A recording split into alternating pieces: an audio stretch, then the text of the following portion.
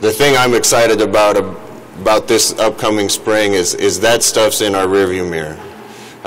We can really get down to the brass tacks of it, making sure we're getting better at things that are going to move the needle a lot more this spring than we did a year ago. I'm encouraged by a lot of things, that being one of them. I'm encouraged by the fact that by the end of the season last year we were competing with and had a chance to beat anybody in our league. If we can pick up at that point and move forward from there, then I'm excited about where we'll be at the end of spring and coming into next fall.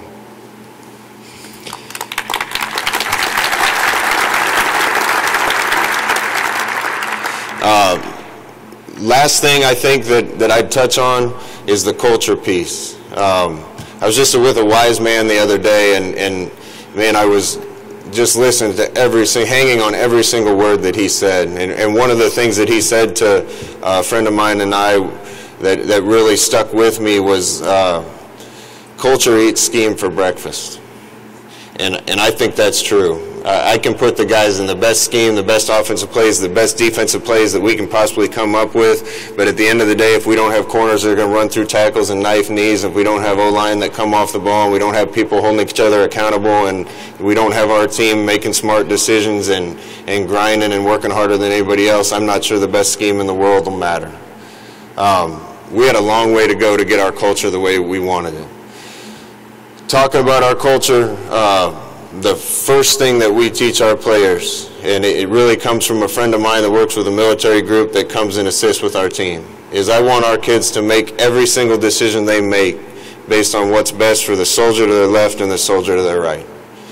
Our players have to understand they represent more than themselves. They represent our football team. They represent the athletic department, the University of Nebraska. Everywhere they go, they're going to be recognized.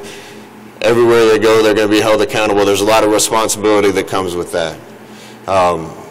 Right from wrong, our kids should know for the most part. But if every decision they make is based on not what's best for them, but what's best for their teammates and the guys fighting next to them, that's a first huge step.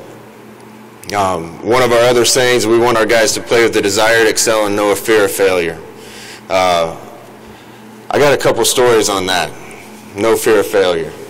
First one, I don't know how often I've ever told this story, but if you're going to play with confidence, you have to believe that it's going to get done, and you can't worry about the results if it doesn't. You can't worry about making a mistake. Every single one of us in here is going to make a mistake.